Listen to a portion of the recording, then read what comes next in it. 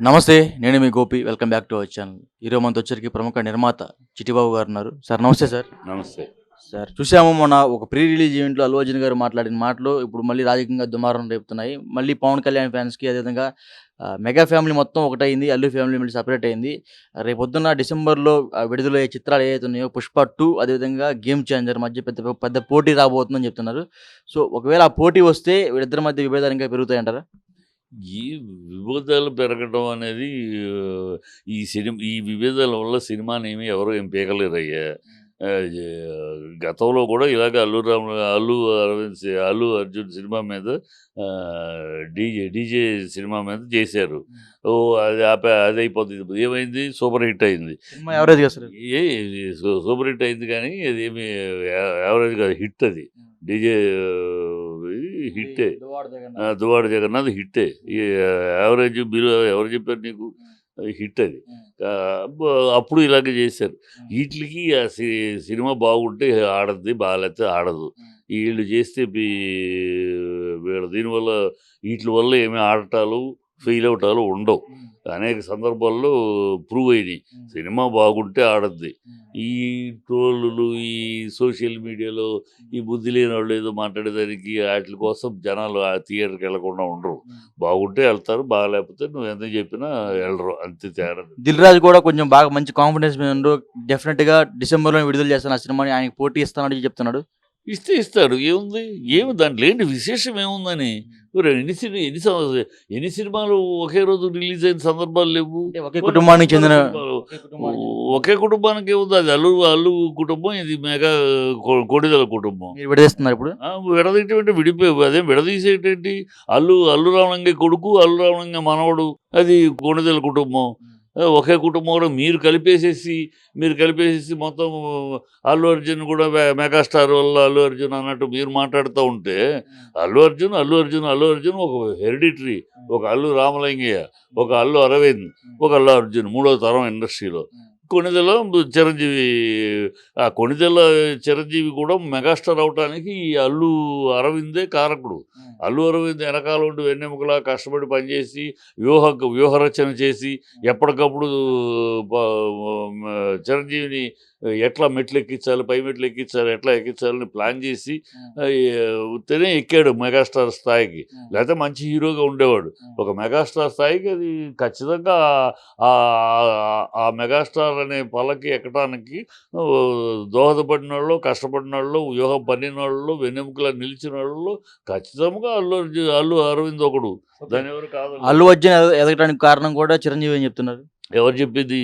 ఎవడు? గంగోత్రి దగ్గర నుంచి మొన్నటిదాకా కూడా ఆయన సపోర్ట్ ఇస్తేనే ఎదిగారని చెప్తున్నారు. ఈ పిచ్చి మాటలు అదే అన్న. ఏదో మాట మాట్లాడటం కాదయ్యా. మీరు విషయంగా మాట్లాడండి. జర్నలిస్టులు విషయం తెలుసుకుని మాట్లాడండి. ఎవరు?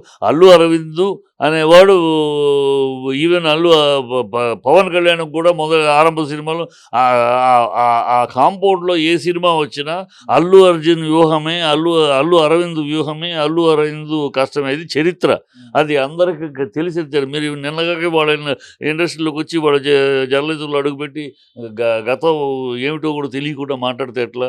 అల్లు అరవింద్ అనేవాడు ఉండే అక్కడ చిరంజీవికి, ఈవెన్ పవన్ కళ్యాణ్ బిగినింగ్లో ఖుషి అవ్వచ్చు,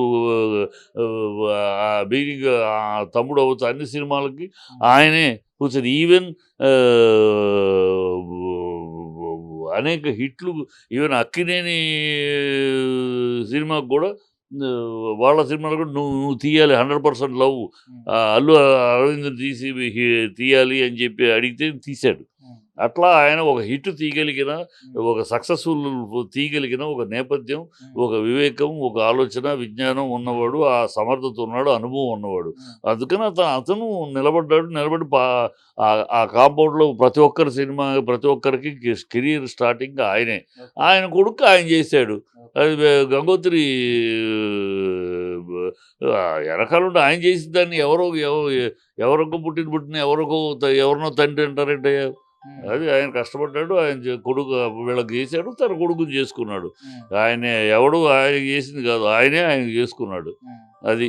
ఓకే. ఇంకోటి వచ్చరికి ఈ 'పుష్ప 2'కి డిస్ట్రిబ్యూటర్లు ఎవరు దొరకట్లేదు, అదేవిధంగా ఎక్కువ రేట్లు చెప్తున్నారని దూరం పెడుతున్నారు 'పుష్ప 2' అని ఈ న్యూస్ చెప్పింది పొద్దున్నే నేను చదివా. ఎవడు చెప్పాడు? చదివింది ఎవడు చెప్పాడు?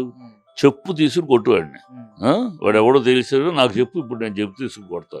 ఎవడు చెప్పాడు వాడికి? ఈ గాలి వార్తలు ఎందుకు వేస్తారు, గాలి వార్తలు ఎందుకు రాస్తారు? ఎవడు నువ్వు చదివి ఎక్కడ చదివింది ఎవడు చెప్పాడు ఆ వార్త చెప్పు నాకు. ఈ గాలి వార్తలు సొలువాగుళ్ళు, వాటి మీద ఒక డిబేటు, వాటి మీద ఒక కమెంటు. ఎవడు పుష్ప 2కు ఆల్రెడీ హయ్యెస్ట్, అది పాన్ ఇండియా సినిమా. ఇవాళ వీళ్ళు ఎవడు దాన్ని ఏం పీకలేడు, వెంట్రుకు కూడా పీకలేరు. ఇవాళ ఇక్కడేమన్నా వీళ్ళు ఏమన్నా గొడవ చేస్తే కేరళలో గొడవ చేస్తారా వీళ్ళు? ఇవాళ అల్లు అర్జున్ అనేవాడు నాట్ ఓన్లీ తెలుగు హీరో, కేరళలో వన్ ఆఫ్ ది హీరో, కర్ణాటకలో వన్ ఆఫ్ ది హీరోగా ఎస్టాబ్లిష్డ్. 4 స్టేట్లో హీరో అతను, 4 స్టేట్లలో ఎస్టాబ్లిష్డ్ హీరోగా ఉన్నాడు. Pan India hero. ఏం పీకుతారు? ఊనే పిచ్చిపోకుడు ఏదో ఆపేస్తాం బుద్ధి లేని వాళ్ళ సోషల్ మీడియా. రామ్ చరణ్ కూడా గ్లోబల్ స్టారే కదా. దాన్ని ఎవడు కాదన్నాడు? ఈ సోషల్ మీడియాలో సన్నాసులు పేరు పెట్టుకుంటానికి కూడా అడ్రస్ లేని నా కొడుకులు, నా కొడుకులు మాట్లాడే మాటలు పట్టుకొచ్చి అదేదో పెద్ద విధానంలో మాట చెత్త నా కొడుకులు. సోషల్ మీడియాలో ఎంత బాగా ఉపయోగించుకునే వాళ్ళు ఎంతమంది ఉంటే చెత్త నా కొడుకులు సగం మంది. దాన్ని అర్థానంగాను అమ్మా బాబు వద్దు అంటే అర్ధరాత్రి అమావాస్య పుట్టిన చెత్త నా కొడుకులు ఈ సోషల్ మీడియాలో తయారై ఇలా వాగుతూ ఉంటారు.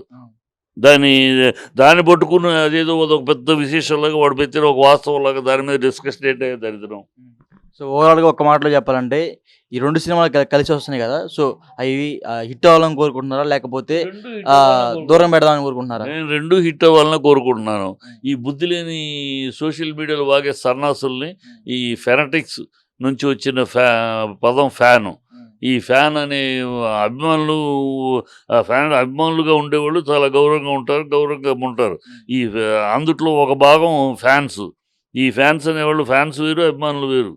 ఈ ఫ్యాన్స్ ఫెనటిక్స్ అనే పదం నుంచి వచ్చిన ఫ్యాన్స్ అంటే మూర్ఖులు. ఫెనటిక్స్ అంటే మూర్ఖులు, ఫెనటిక్స్ అంటే అర్థం మూర్ఖులు. ఆ మూర్ఖులు పదం నుంచి వచ్చిన ఫ్యాన్స్ అనే సన్నాసులు వాగే గొడవలు తప్పితే, ఈ వాగులు తప్పితే వీళ్ళ వల్ల పని పాట లేదు, వాళ్ళకి ఏం లేదు, పని ఉండదు. వాడు ఎవడో తెలియదు, వాడి పేరు పెట్టుకోవడానికి కూడా ధైర్యం చాలా చెత్తనా కొడుకులు. ఏదో రాస్తూ ఉంటారు, ఏదో వాగుతూ ఉంటారు.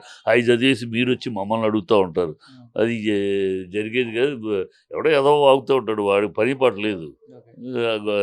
చెత్తనా కొడుకులు మాట్లాడుతూ ఉంటారు. వాటి గురించి విలువ ఏమిటి, వీళ్ళకి విలువ ఏమైనా ఉందా? ప్రజలు వీళ్ళని బట్టి ఏమన్నా ప్రజలు పరిగెడతారా? ప్రజలు ఏమిటి వీళ్ళని బట్టి, ఈ సన్నాసు వాగులను బట్టి ఎవడో చూడడం. సినిమా అనేది బాగుంటే థియేటర్లో చూస్తారు, లేకపోతే ఆచార్య అయినా అంతే, మా గుంటూరు కారం అయినా అంతే. బాగుంటే బలగం అవుద్ది, మేజర్ అవుద్ది, నిన్న ఆయ్ అయ్యిద్ది. నిన్న కాక మొన్న రిలీజ్ ఆయ్